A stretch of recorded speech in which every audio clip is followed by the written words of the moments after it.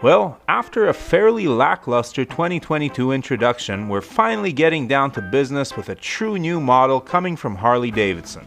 And this one's been in the making for, well over 2 years, so it's about time.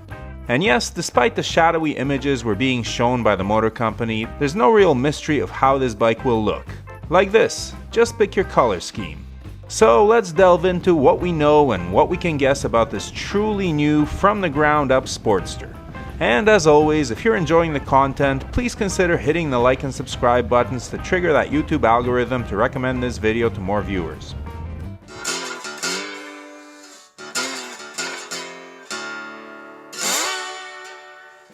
So yes, this new Sportster has been teased for over 2 years, ever since Harley sent these images to customers to gauge their reaction to its styling. But Harley is trying to lengthen the news cycle by having distinct introductions for the traditional bikes with the Milwaukee 8 motors, and then introducing the Revolution Max bikes separately. In 2021, the Pan America and Sportster S had their own distinct introductions, and in 2022, the new Sportster reveal is coming on April 12th. You can sign up on the website to watch it. But what new information do we have on this new bike? Not much but what we can see in the picture, and speculation.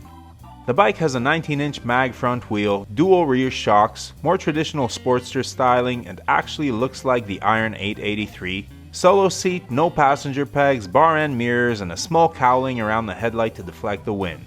The fork is a conventional telescopic unit, so don't expect handling as sharp as the Sportster S. And of course, the engine is a Revolution Max, although the displacement is unclear. Since this bike will likely be less expensive than the Sportster S's $15,000 US, expect a smaller engine and considerably less power. The frame and suspension look more spindly than the Sportster S, so sticking that bike's 121 horsepower in this chassis may be overwhelming and flex this bike like a pool noodle. Therefore, this motorcycle is likely to get the Rev Max in the 975cc displacement from the now defunct Bronx. However, don't expect that bike's claimed 115 horsepower. That was a Sport Naked, and a cruiser with conventional forks will likely be tuned for mid-range torque. So how much power? Here's where we enter the realm of speculation.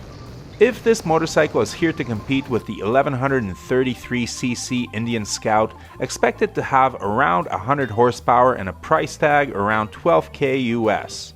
Conversely, Harley may want to offer this bike at rock bottom prices as an entry-level cruiser to compete with the 1000cc, 78 horsepower Scout 60, Bobber 60, or Rogue 60. In this case, this new Sportster will need to be in the $9,000 to $10,000 US neighborhood and pack around 80 horsepower. The bike could fill either role, as the Sportster S, while way more bike, is not in direct competition with any Scout model due to its $15,000 price tag.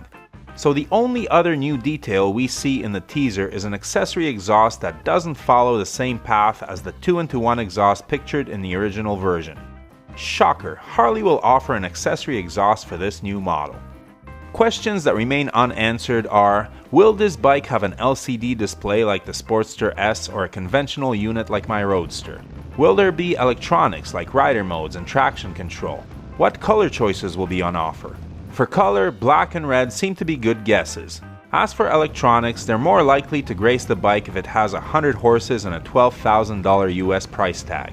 Harley may try to upstage the Scouts, but probably won't bother if it's going after the more budget Scout 60s. And in my opinion, an LCD is unlikely. So what's the perfect scenario? A $9,000 100 horsepower stylish cruiser. More likely, a 9K bike will have 80 ponies, and one with 100 will cost $12K. Whatever the MSRP, Harley named the teaser video Instrument of Expression, which seems to imply a wide range of accessories to express your bike's individuality. So you'll be paying a pretty penny for those, I'm guessing. I truly hope that Harley doesn't price this thing in the stratosphere. Yes, this bike will have more power and be way lighter than the Iron 883 and 48. But with a modern liquid-cooled 60-degree V-twin, it will have none of its predecessor's character, and the price better reflect that. This bike needs to be faster and similarly priced to the competition, period. Do you think it will be?